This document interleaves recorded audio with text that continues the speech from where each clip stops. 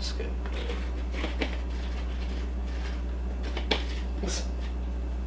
I can't remember everything. Coriander smells so good. It smells so good. You did a good job. Okay. Her tail's wagging. She thinks you're talking to her. Yes, I know. My dogs think I'm talking to them. They're all wagging their tails. You did a good job, dogs.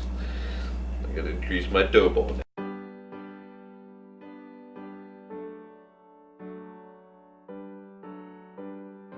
Welcome to Omnis Eat Vegan. My name's John, and today I'm gonna be making my beefy Seitan recipe from Good Stuff You Should Eat, Omnis Eat Vegan Holiday Recipes. And if you're following along, it's on page 108. I am gonna change something up, only because I'm sort of interested to try this high protein TVP. This is a textured vegetable protein. In place of, or partially in place of, my vital wheat gluten. We're going to start by making the Seitan loaf, and then we'll be making the beef broth, and the directions are on 108. First, you're going to preheat your oven to 350, which I just did. That was beeping. Then we're going to measure out the things that we need for our loaf. I'm going to start by combining my gluten, nutritional yeast, flour, garlic powder and onion powder and coriander in my big bowl. For this, because I'm modifying this a little bit, I don't want to change it too much. I'm just going to try adding half a cup, replacing a half a cup of the white of wheat gluten with a half a cup of the TVP stuff. So I'm still going to put a cup of white of wheat gluten in here. A half a cup of my total vegetable protein from Bob's Red Mill, which, I don't know, that's where I get a lot of the specialty dry ingredients. And I've never tried this stuff, so I am going to sample a little bit. It doesn't taste bad. Hang on. And then I'm going to go ahead and add my 1/4 of a cup sort of flour. I need 1 tablespoon of onion powder. I need 1 tablespoon of garlic powder. I need half a tablespoon of ground coriander. And then once you have all your dry ingredients together, you're gonna whisk them together. And then instead of separate ingredients, you got a nice mixture. 1 cup of vegetable broth. Tablespoon of vegan Worcester sauce.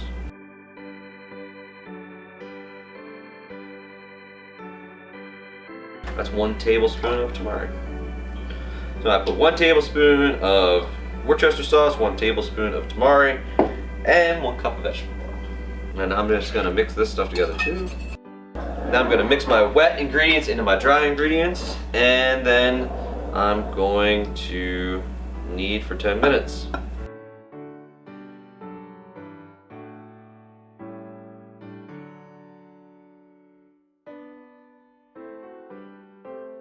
I'm gonna go ahead and add half a cup of nutritional flakes.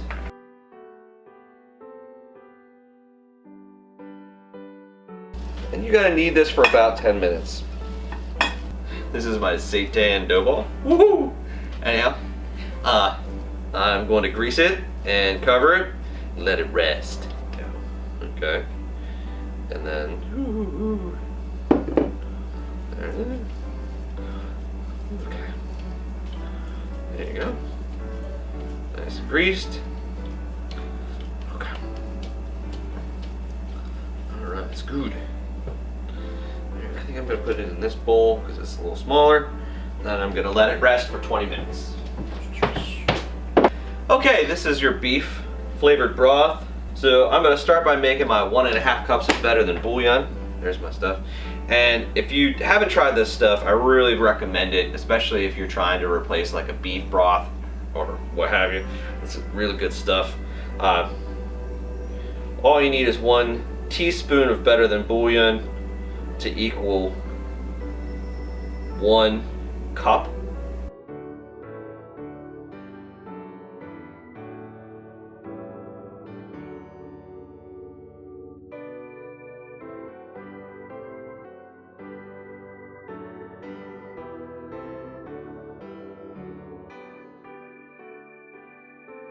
I'm adding 1 tablespoon of red pepper flakes. Do not eat your bay leaves. I'm gonna go ahead and add my garlic.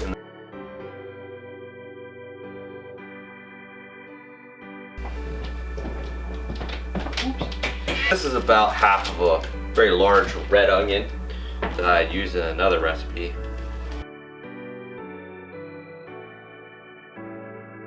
I'm gonna go ahead and bring my stuff to a boil, and then I'm gonna add my 2 cups of water.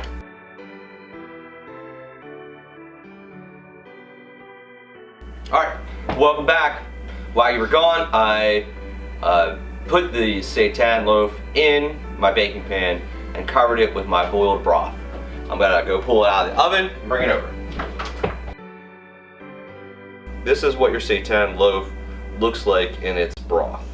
All right, what I'm gonna do, what it says in my cookbook and what I recommend is, as soon as you can, get your seitan loaf out of your broth. Otherwise, it's gonna get a little soggy. All right?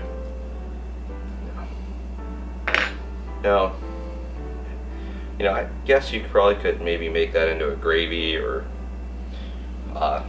you could actually probably pour that over potatoes. Probably would taste pretty good. I'm gonna go ahead and cut my loaf,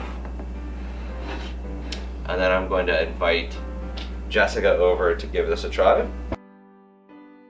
So this is kind of almost like a meatloaf.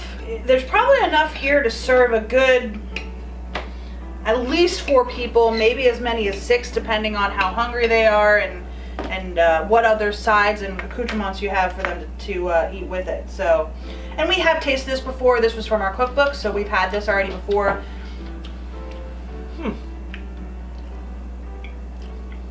And it has, no, we didn't use it with a TVP. No, and the TVP has changed the texture. The TVP makes it taste even more like meatloaf. It's crunchy. I don't know if you can see that. It's a little hot for me. I don't know if you can see that, but there's like a texture there. Oops. And when you bite into it, it provides like not a crunch. No, it's not a crunch, but it gives firmness. it a firmness, a texture to it like meatloaf has, that you normally wouldn't get if you had left that TVP out. But overall, the flavor of this just sort of soaks into the loaf and gives it the flavor of the broth. So like John said, you could use that as a gravy. You could put the gravy over top of it, or just thicken it up a little bit with some flour or some cornstarch or something and make it a little bit thicker, put it right over top. But overall, this tastes a lot like a very soft meatloaf with the TVP in it. We didn't try it with the TVP, but with the TVP in it, makes it taste a lot like a very soft meatloaf. Yeah, I think there's a sweetness to this one that I didn't have in the other one. And I don't know if you noticed, I don't know if you'll keep this, I don't know if this footage will be in your video, but I actually tried the TVP separate, and it does have a different flavor. So it definitely, there's a flavor there that... From the TVP? Yeah, from the TVP, and it has a little bit of a sweetness to it.